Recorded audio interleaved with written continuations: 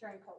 Yeah. Just like when they first. Oh, so you're picking up sort of where you guys left off with COVID, so they're just using the same shit again? Well, they're like saying this is what we did last year. How do we want to like fix it? And so that's what I did. Cause I fixed it, but it still like has to do with reading the articles. You know what I mean? So it's like, but before it was like reading these 2 website articles. It was like, seriously, I read like 10 pages each, and I was like, absolutely no way I'm not doing that. So I copy and pasted paragraphs from the article and put it into a Word document. Yeah, and then like put like so like you have it, and then you say like, what do you notice? What do you, or like you do something with that piece, and then you go to the. We have to answer questions, but so yeah, because right now we're comparing. It gets really complicated with waves, and so we're trying not to go too far into deep, with it, just because it's analog and digital signals, and so like even like the way that a telephone can be ultra complicated. So we don't want to go that far. Yeah. Hey, I'm gonna run to the bathroom. Will you just like if the kids come, tell them be right back? Yep. I think I'll be back. Hi guys.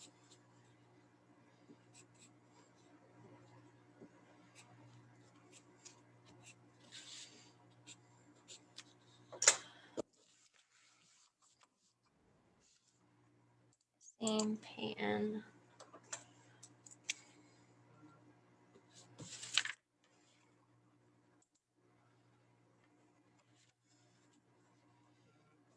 Morning, guys. Welcome. Open up the slideshow from yesterday. So don't open up the new one for today. Open up the one from yesterday first, please. And I'm going to put it up on the board right now. Just give me 3 seconds.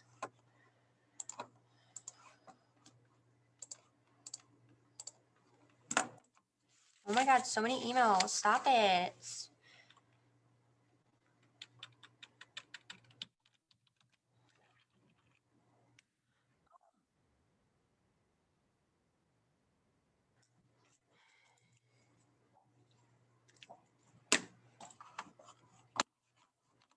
Please open up the slideshow from yesterday. I'm going to share my screen in about 3 seconds.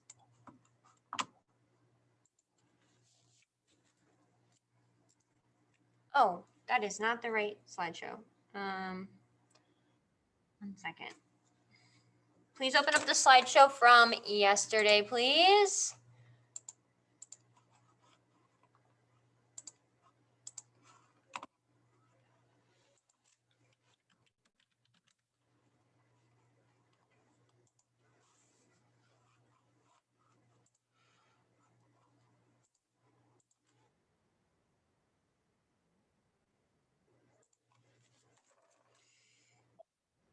Good morning.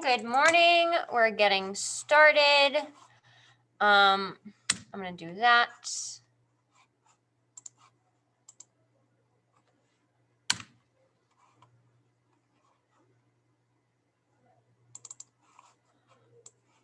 So please open up the slideshow from yesterday. If you look at the slides, it is 1 second. Let me check that chat.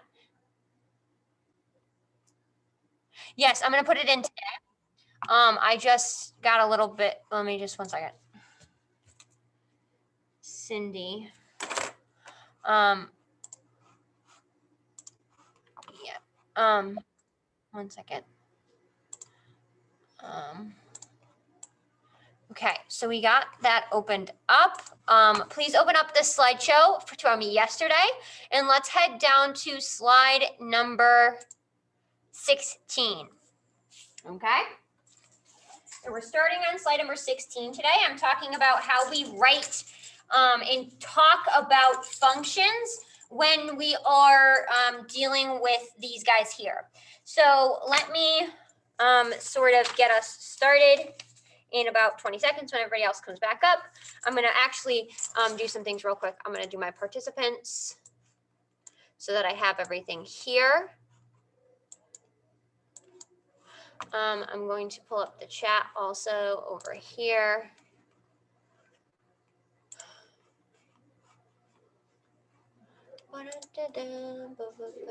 Oh, there she is. That's funny, she didn't pop up over there. 1 second. There we go. Wonderful. Okay, so we're finishing up yesterday's. If you're looking at the screen, it should be on the screen for you. And we're going to jump really quickly into how do we write functions?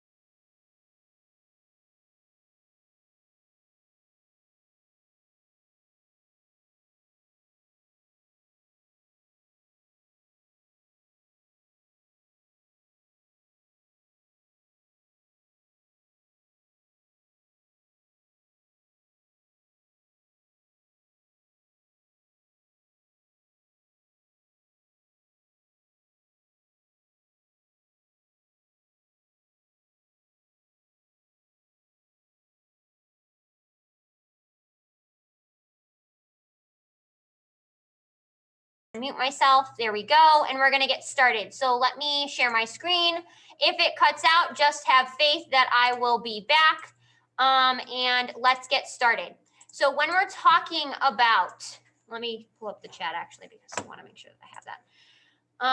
We are here. Did someone get let in when I was gone?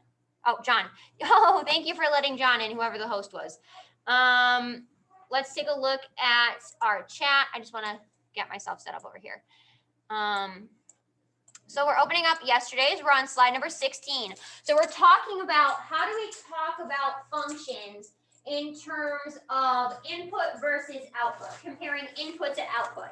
So when we're talking about functions, we use this language of, it's kind of logical in the way that the height or the output is dependent on the input. So when we knew, so for example, when we were talking about this guy here, we know it's 60 inches. What is their height in feet? The height in feet depends on the height in inches. So the output depends, D-E-P-E-N-D-S, or is a function of, that's not a C, there's a C, is a function of the input. Okay, so the output depends upon or is a function of the input. So it's sort of the opposite of how you might think, like the input depends on the output, but really you have to think about it is you can't, that what that output value is dependent upon that number that you plug in. So you want to think about it in that sort of logical sort of way of you're not going to find your output until you know what your input is. So the input depends on the, so the output depends on the input. Okay? We just make sure I mark John down because I don't want to forget about him. Okay? So what I want us to do for our opening for today is I want us looking at, only if I'm missing is Jeunesse. Let me see if she made it when I wasn't here. No, she did not make it. Perfect. Okay. So we read it in the way of height or output depends on the input. Output is a function of the input. Okay. It's sort of backwards. I don't want to say counterintuitive because that's not really what it is. It's like you're just thinking about it backwards. So the output depends on the input. The output is a function of the input. Okay. So what I want us to do is I want us to think about which of these pieces in each of these scenarios is our input, which one is our output, okay? And I want you to write it blank or output, whatever it is in the scenario. So it could be like feet is a function of my input. For example, it could be inches. Okay, so I want you to look at these. There's 4 on this slide. There are 3 on the other slide. I want you to look back for the ones that are functions. I want you to write a sentence for each. The output is a function of the input, but I want you to give me what does the output represent? Like the feet, the height in feet. The is a function of the input, height in inches. Does that make sense, you guys?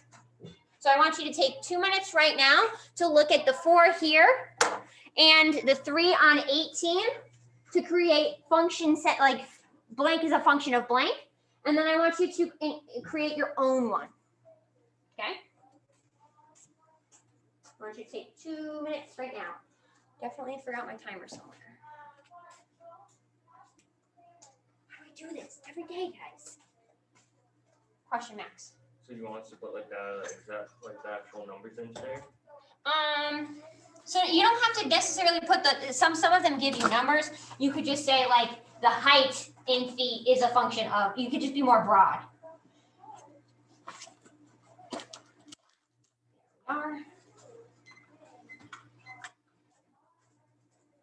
Okay, we're taking 2 minutes.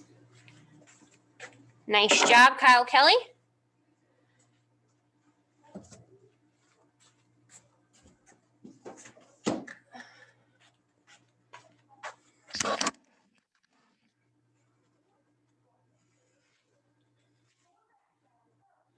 Nice job, Peyton.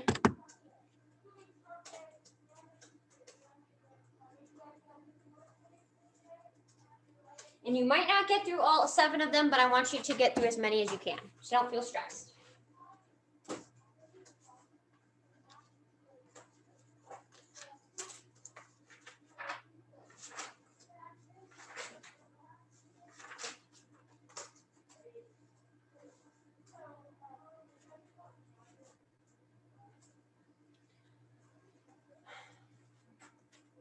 Nice job, Kyle Kelly. Nice job, Gabe.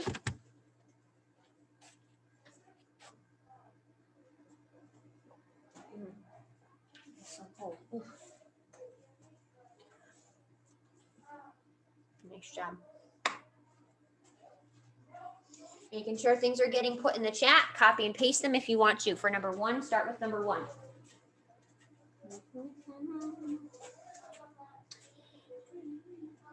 Where did I put that timer? Oh. Okay, we're taking another 30 seconds for ourselves. Nice job, Peyton. Number 2 looks good.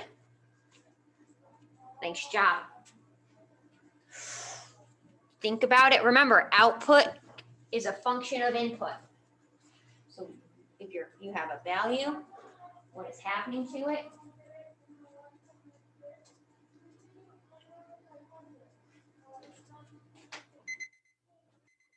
Okay, so my timer is a little bit quiet today. Let's come together and let's take a look at this guy. Let me actually see if my timer is next door.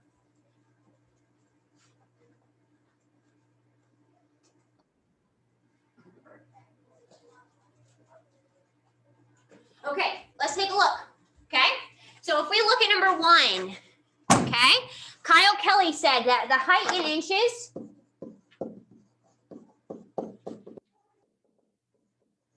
is a function of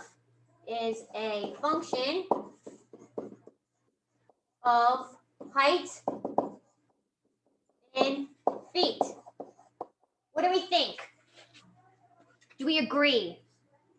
Why do we agree? Because the last one we talked about, the height in feet, was a function of the height in inches. Max, what do we think here?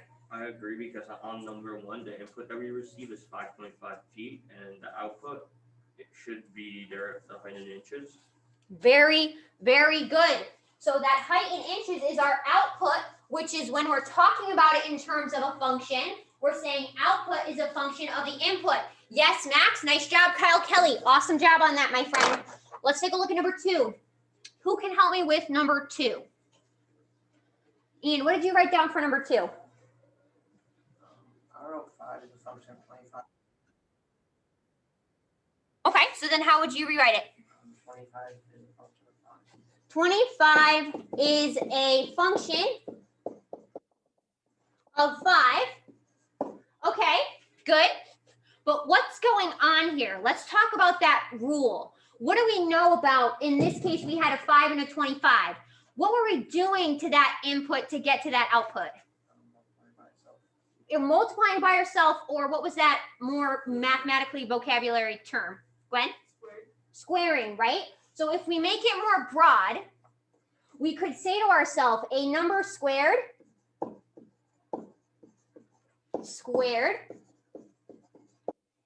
is a function, hi Cindy, UNCTION, of a number. Nice job on that one. Well, we want to make sure that we're talking about the output, which is this number. The squared number is the function of the input, right? So if you were to write this in your function sentence, I would more go towards this second one here because it's a little bit more broad and we're talking about the rule. So it would be a number squared is a function of that number, of that original input number. Okay? Does that make sense? Because yes, what Ian said is correct, but we're talking more broadly about the rule. Nice job. Let's take a look at number 3. Who can help me with 3? Max? The number 4 is a function of the square 16. Thinking about this one though, when we did this one yesterday, if we jump back to that one that we did yesterday, was that one an actual function? Do we remember back? No. It wasn't actually a function because it could have been -4, it could have been 4. So we didn't know the exact value there. So are we going to be able to write a sentence for this one? We're not going to be able to write a sentence for this one because it's not a function. So we can't say a number is a function of a number squared because we don't know what that exact number could be. It could be -4, it could be 4. So this one we're not going to write anything because it's not a function.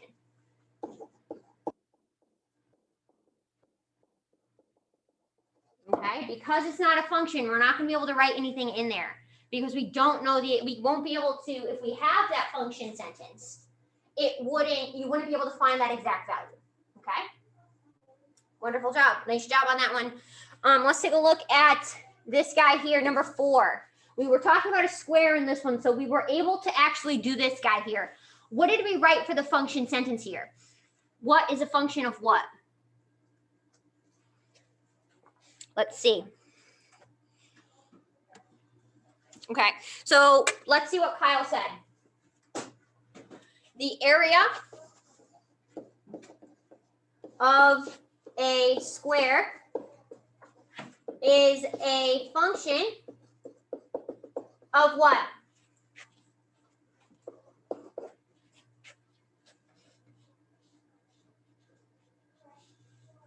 The perimeter of a square. The perimeter of a square. Very good.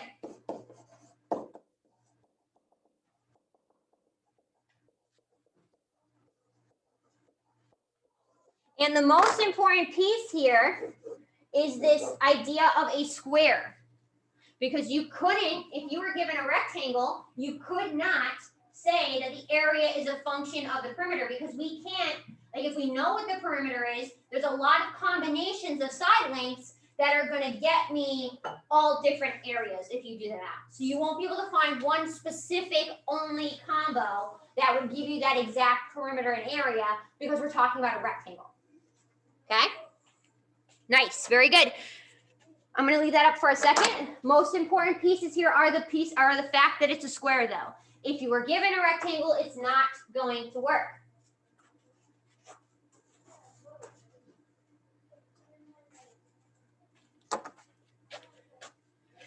Nice job. Oh, I shouldn't have done that. Whatever. It's okay.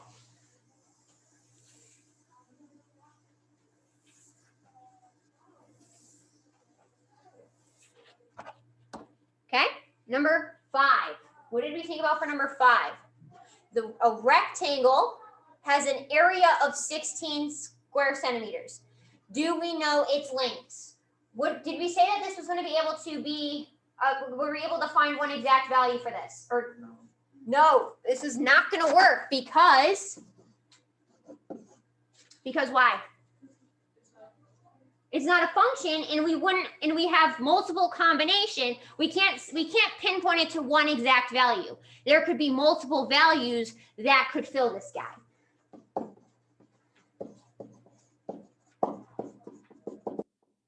And I'm going to actually say there are multiple combinations that satisfy.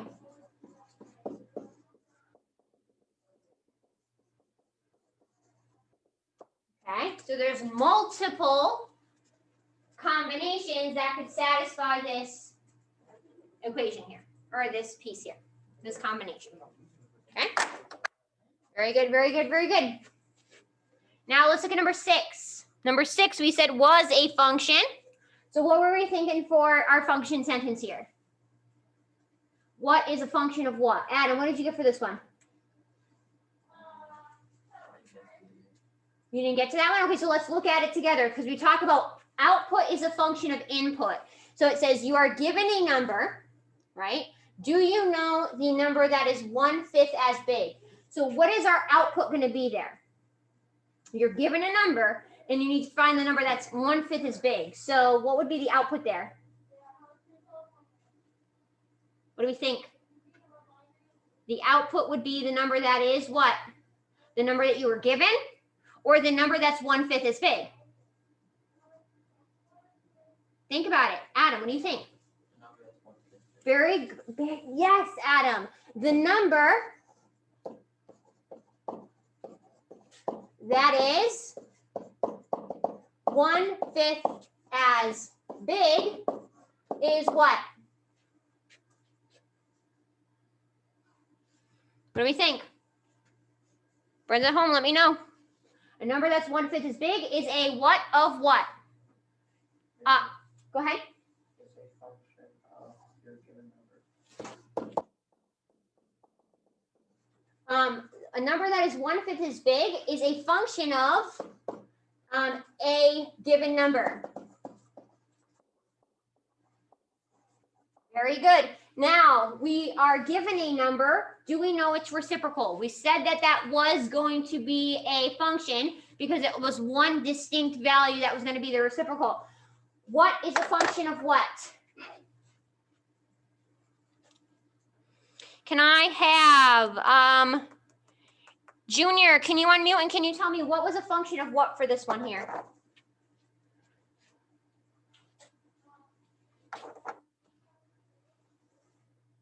What do you think, Junior? Can you help me with this one, Junior, or no?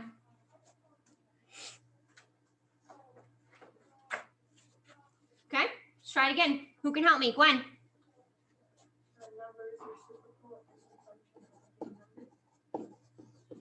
Very good. A number's reciprocal is a function of a given number.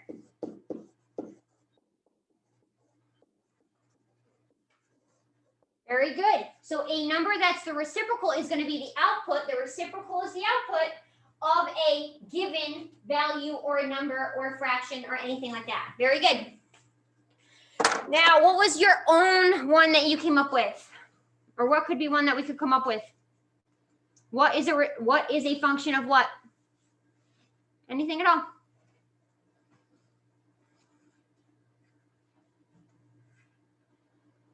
What were you thinking, Max?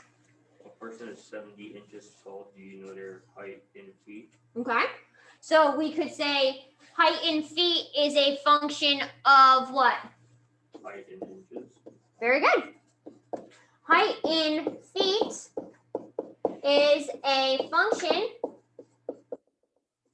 of height in inches. Very good.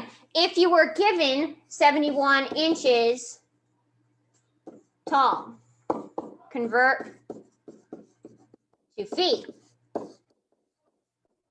It's important that if you were looking at the sentence that you pulled this from, you want to make sure that the input would be your inches, your output is your feet, because order matters. If you're given something, if you're given a value, that is going to be your input. If you're looking for a value, that's going to be your output. Nice job, guys. I'm not going to scroll yet. I'm going to keep it up. Let me just scroll myself down.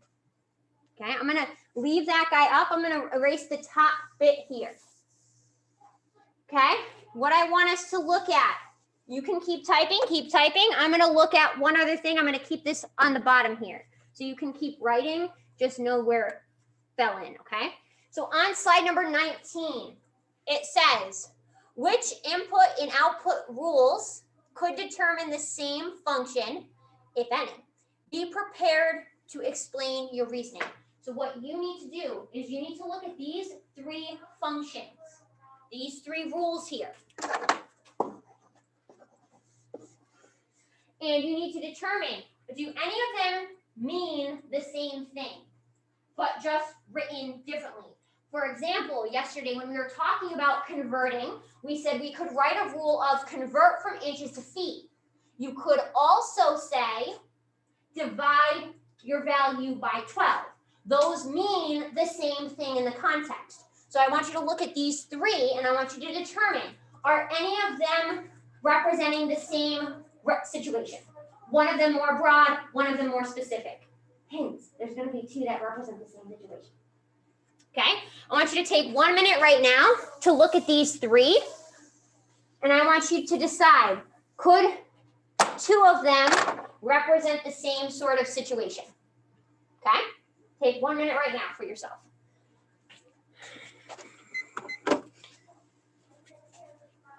Oh, timer, what am I doing?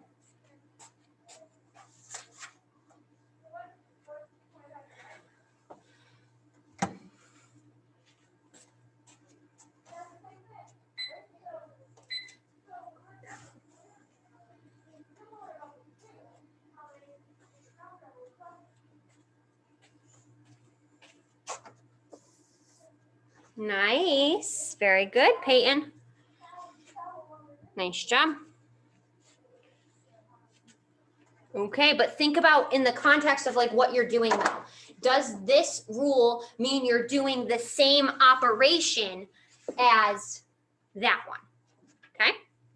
Nice job, Gabe. Exactly what I'm looking for. Nice job, Peyton. Nice job, Kyle Kelly. Fantastic. So you're looking at basically when you break it down, what is each one asking you to do? For example, multiply by 12, maybe divide by 12. You would look for, and you would find those two that are asking you to do the same thing, okay? So what were we thinking when we looked at these here? We have 1, 2, and 3, very sort of, you were grabbing these boxes and putting them around the ones that matched. What was going on in the first one? What operation were we doing here? Max? We were squaring it. Very good. And I don't need to rewrite that because it's very specific there. We're squaring a value. Then the second one is where it gets a little bit more tricky because it's more of a broad statement, right? It's not specifically telling you what operation you need to do. It's telling you some sort of concepts. It says find the area given the side length. So what operation, if we're talking about a square, like if we're talking about a shape of like a square shape, what is that basically telling us to do? Abby Wasta? It's saying square it. And what's another way that you could say square it? Side times side, right? You could also say side times side, right? That means the same thing as square it. So square it is s squared, okay? So the first two both look like they're squaring a value, right? Okay. What are we doing on that third one? It tells us exactly what we're doing. What are we doing? We're adding 90. So they both have the same input and output, but are we doing the same operation? So are they the same function? They're both functions, but it's not going to be the same function because you're doing a different operation. So the two that you would have circled here would be this first one and this second one, because yes, these two have the same input and output, but the real question is it asking you to do the same thing? And it's not. One of them is squaring it, one of them is adding a value. Those are two totally different things. Do we see why those two don't go together?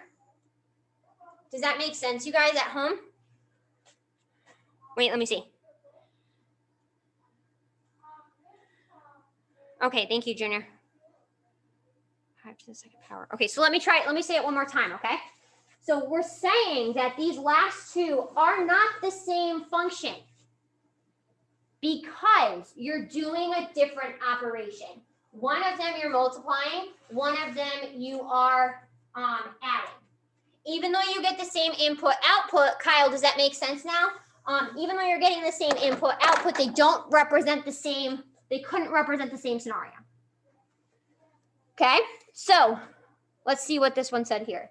So it said, do the second two input output rules describe the same function? We just said that. No, they're not going to. Why are they not going to represent the same function? Because they're not doing the same what? They're not doing the same thing. Very good.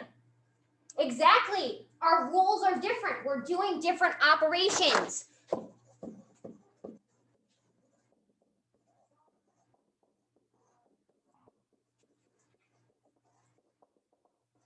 So we're doing different operations, which make our rules different.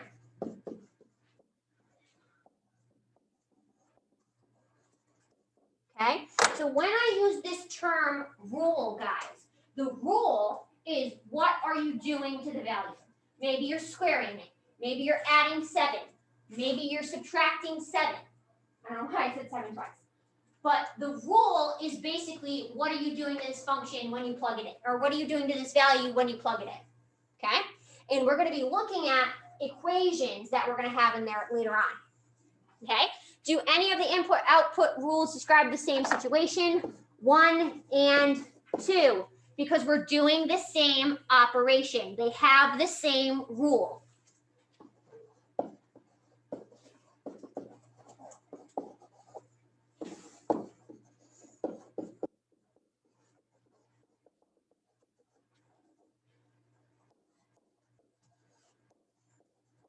Okay, so because we're doing the same rule, because we have the same rule, we're doing the same operation, it's going to represent the same function. Because in essence, what a function is you're looking at an equation. Y is equal to x squared. Y is equal to x plus 2. Y is equal to 3x. The rule is what are you doing to it? You're doing the same thing to it, so it's going to represent the same function. All of your values are going to be the same, whether you're squaring it or whether you're finding the area based on the side length. Okay? Does that make sense, you guys? Because now we're taking things and we're making connections based on what is going on.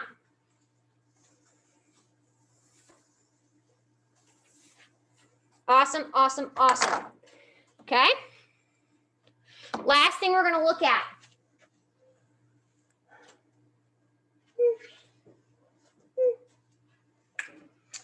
Let's move forward. We're not going to answer these because we've sort of been talking about them the whole, I mean, not specifically these, but we've been talking a lot about this for the whole lesson. So what I want you guys to do, turn in this slideshow. Now I want you to open up the slideshow for today. Once again, if you look at it, it does not have a due date of today. It has a due date of tomorrow because we're going to finish it in the morning tomorrow. Okay? So let's open up the second slideshow. Very good. I'm going to go here. I'm going to go. Here we go.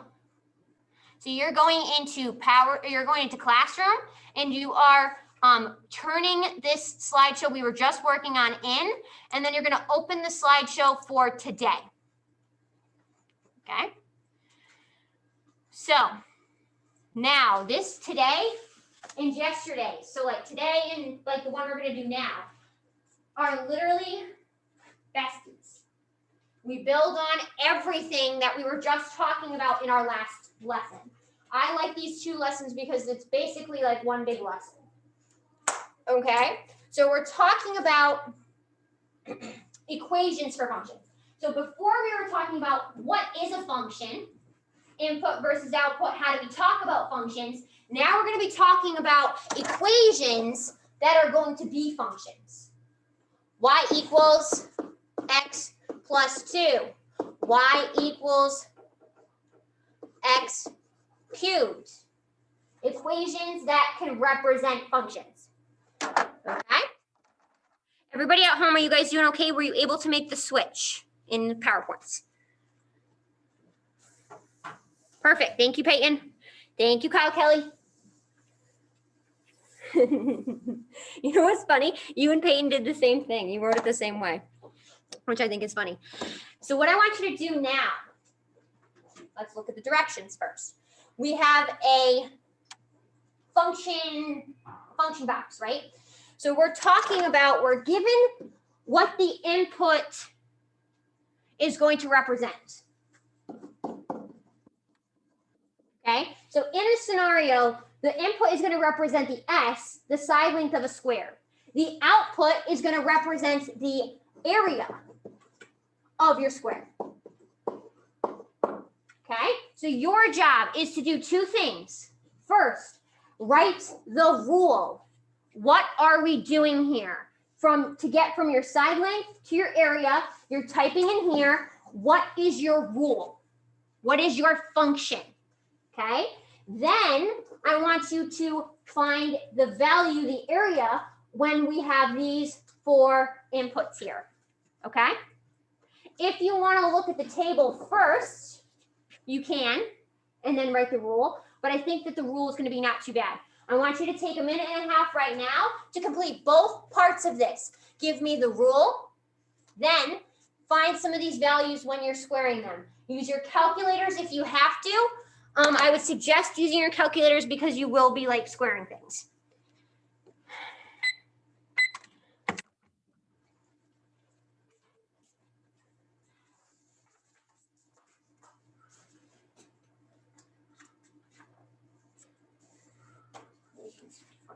Perfect.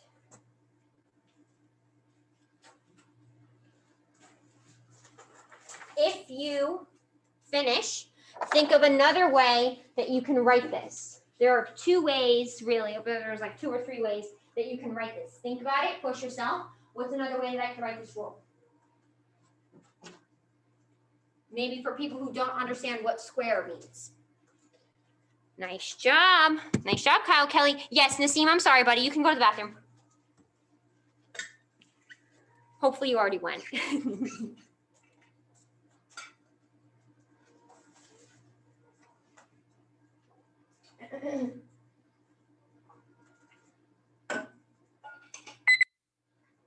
Take another couple seconds. I only did a minute. I went to do a minute and a half, but it's hard to do a half on that thing. Whoa. Wow, Kelly, this is trippy. I like it. Okay, we're going to take 10 more seconds.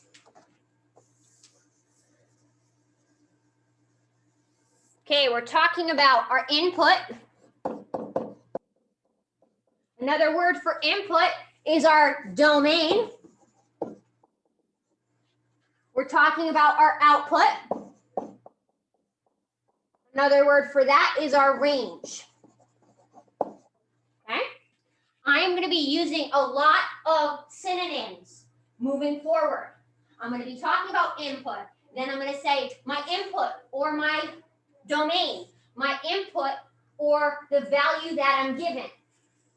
Just like I always do. I'm going to be using a lot of synonyms today. So just be aware of that. Okay, perfect. Let's take a look at this guy here. First, what is our rule? What are we doing here? Ian? Square it. Okay, you can use words. How could you show it like mathematically? Abby? S times S, very good. What's one more way that you could show this? Cam? S squared. Very good. S up 2, very good. Or like if you're doing it with a calculator, you would use your little caret, and that's why I say up, because it's like a superscript. So I will probably be saying that too, up, and that means to the second, to the power. Okay, perfect. So if I use this rule, this function here of squaring it, what am I going to get when I have an input of 8? 64. How did you get that? Very good. When we multiplied the second one, Gabe said he multiplied 2.2 by 2.2, or he typed it in 2.2, and then he did his little caret and did a 2, and then he got 8.8. Nice job there, Gabe. Wait, is it 8.8 or is it 8.4? Oh, no, it's 8.84. 8.8. No, 4.48. Oh my goodness, Mr. Me. Okay, it is 64. 4.48. 84? Oh, you're right. Oh my gosh. Dyslexia. It's dyslexia day, honestly, for Mr. Me. 0.84. I am so sorry. Nice job on that, Gabe, Peyton, and thank you for sticking with me on that, guys. Now, last one. I would suggest in the calculator, I would suggest like writing this fraction as like a decimal, 12.25 times 12.25. Or if you wanted to keep it as a fraction, write it as I would turn it into an improper fraction, like bigger numerator than denominator. What did we get for a value here when we squared it? Max? 150.0625. 150, and then my suggestion to you is when we have decimals, please like 2 spots to the 100th place. So then it would be 150 point, or in 600ths. Very good. Nice job. And then now this last one is like taking it back. We're writing it as a rule. 2 ways you could have written it. How did you write it here? S, oh, that's an 8. S squared, good. You could have also written it how? Very good. S times S.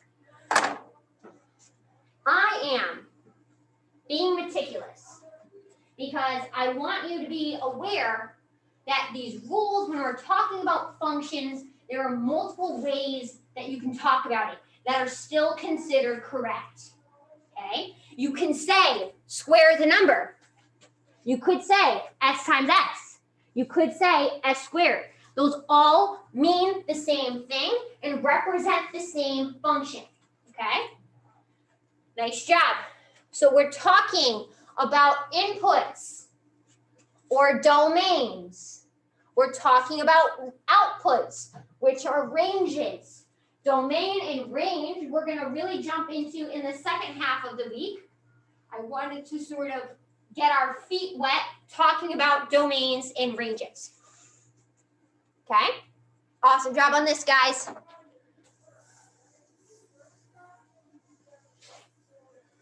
Okay, so let's think. What do we want to do first?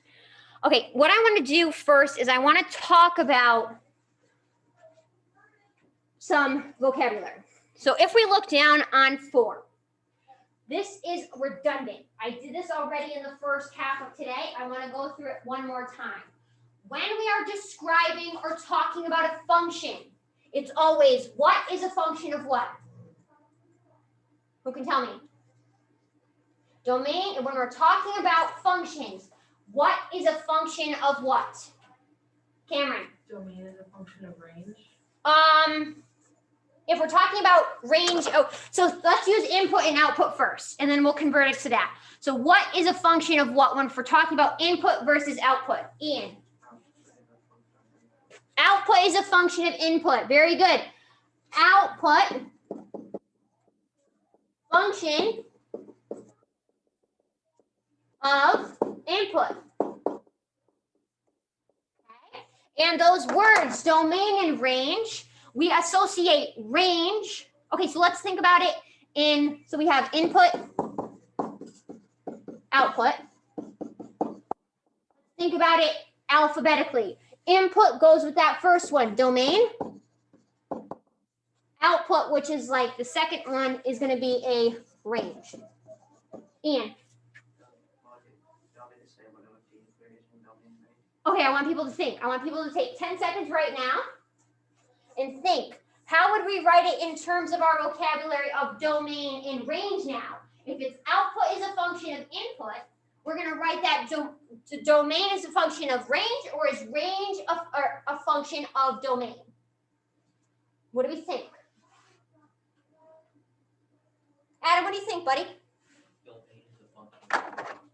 Remember, output is a function of input. Domain is associated with our input.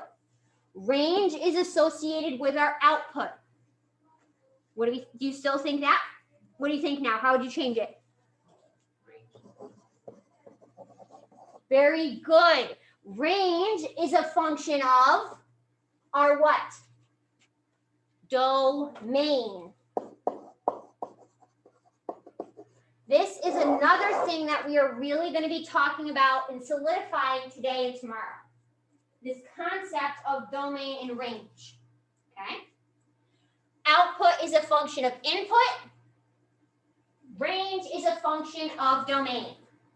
Very good job on everybody that was really allowing themselves to open up and maybe make a mistake. Very good, Gabe Sorali. That's exactly what I'm looking for. Okay? Output, your answer, is a function of your input, what you plug in. Boom.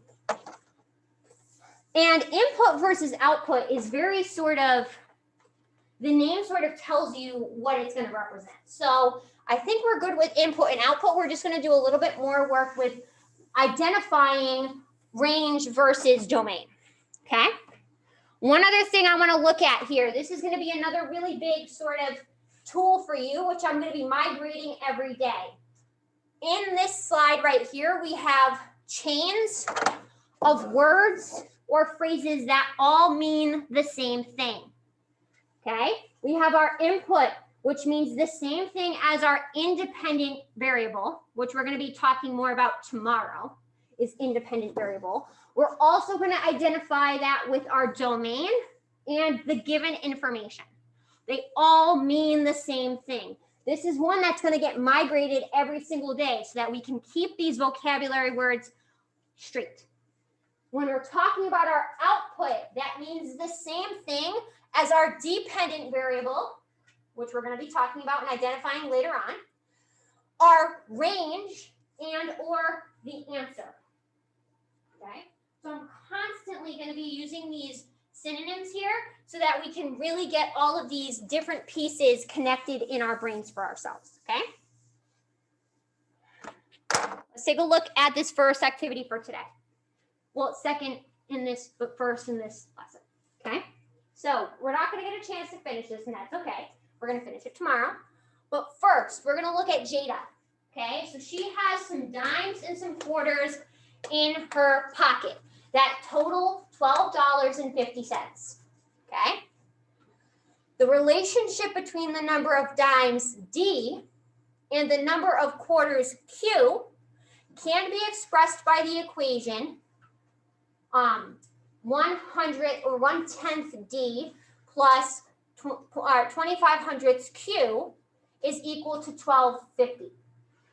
my question to you, these numbers, this number attached to my D here, what does that represent in the context of the story? 0.1 D. D is talking about dimes, right? What is that going to represent, Abby Wasta? Value, very good. The value of a dime. Very good. And then this 0.25 that's attached to our Q also represents what? Adam? The value of a quarter. Very good.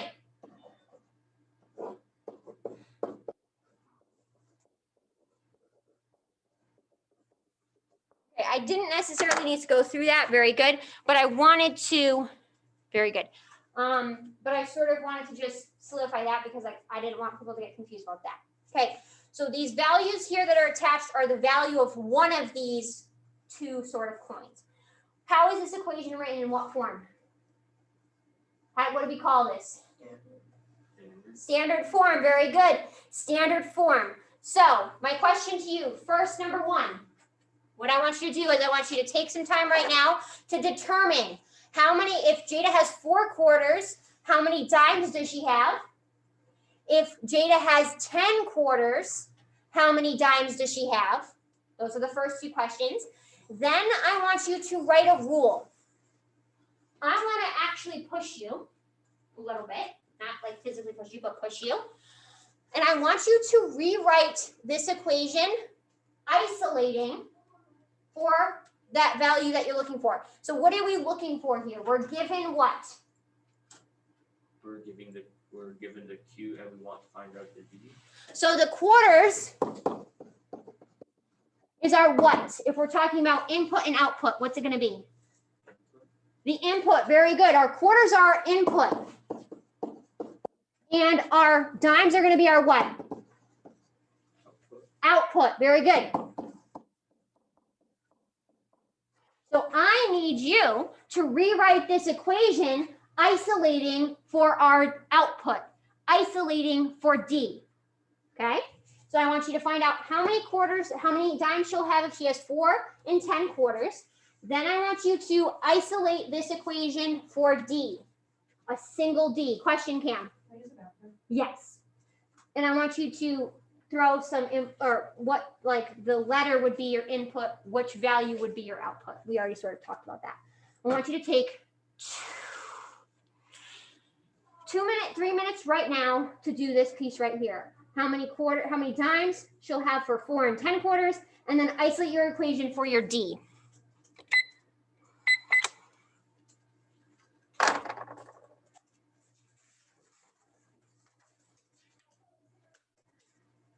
You might need paper when you're isolating your equation. If you can't, if you don't have space.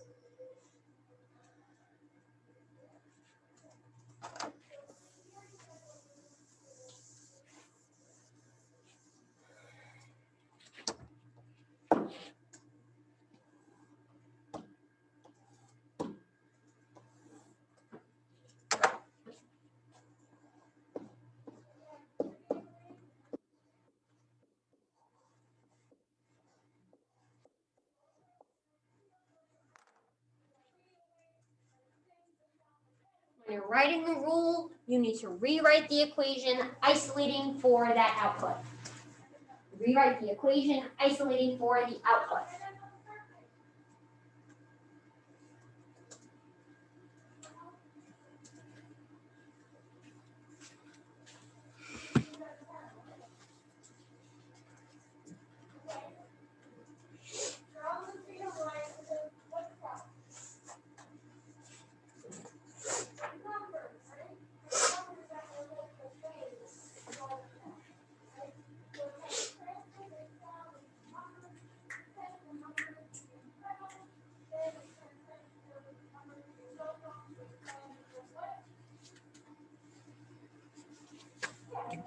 Did you finish, Ian?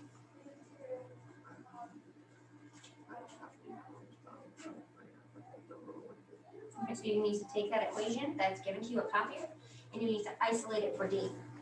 So you need to move things around, do some opposite operations to get that D all by itself. So you're trying to get that D by itself when you're writing the rule. You want to isolate, get that D by itself.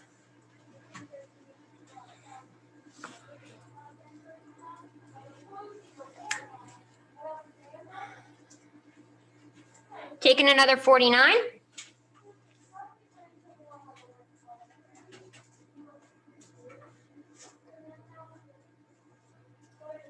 Also, tell me, how did you get those first two answers up there?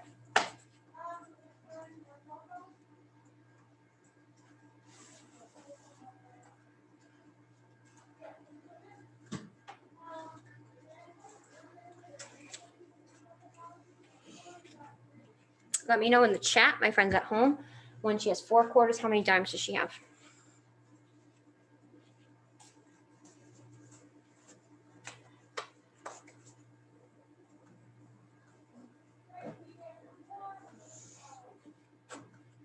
Nice job. Gabe's wrong. Thank you, buddy. Okay, here we go.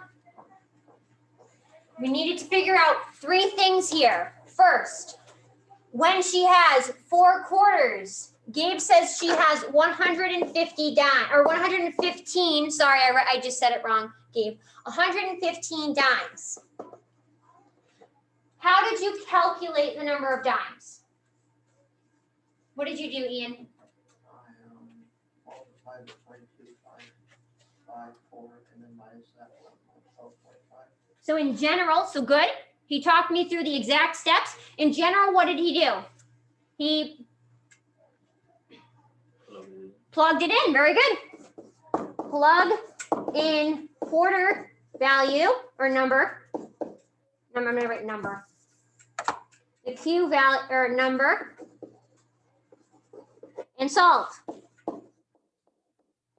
for D. Okay? Good. If we have 10 quarters, how many dimes do we have? Adam? 100. Very good. Once again, you take that 10, you plug it in for your Q. Then you isolate or solve it for your D. You're going to have to do some isolation, get that D, and find out what your D is going to be worth. How many are there? Good. So now when we write a rule, we need to take the equation and we need to isolate for that output value. So the input is going to be what value? I don't need like a number. What is the input going to be? The number of what?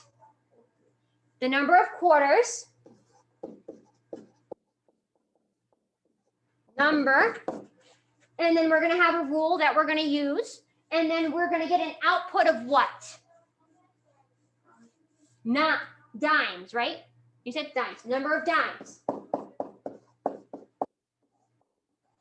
So once you identify your input and your output, you're going to now need to take that equation and isolate for your output. You need to isolate your equation for the output. So what's my first step going to be here to get that D by itself? Max. You're going to want to multiply the number of quarters by 0.25. So you multiply by 0.25? Multiply. You want to subtract 0.1D from both sides? We're trying to isolate for D though. So we need to get the D by itself. So we're not going to move the D because now it's going to be, then it'll be with the constant. We need to get the D by itself. What am I going to have to do? Very good. Subtract 0.25Q from both sides. Okay, and then we write it as what's left on the left-hand side here. 0.1D is equal to what? 12.5 minus, go ahead, 0.25Q. That minus sign is important because we subtracted it. Good. Then, what's my next step to get the D by itself? What is the next move to get the D by itself? Max? Divide both sides by 0.1. Why? Because you can't have 0.1D. You want to have the D all by itself. And it's attached through? Multiplication. So we have to undo it. Very good. Divide by 0.1. what do I have to do on the right-hand side? Now is where we need to be specific. We're not going to divide the whole side by 0.1. We're going to divide what? Ian? 12.5. The 12.5. And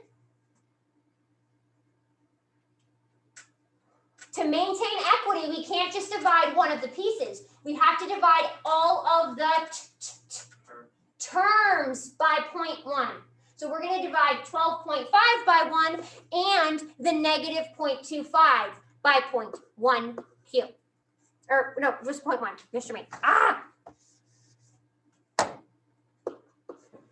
Okay, my friends, we are going to be finishing this activity tomorrow. Get it written down.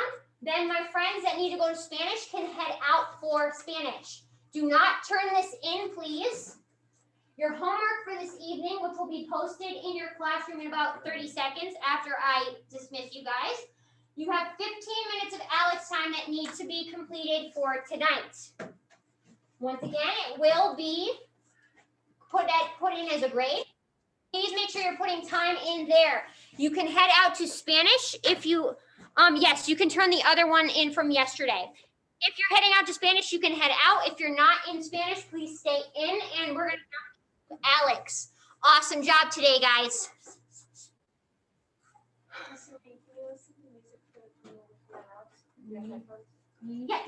Yes.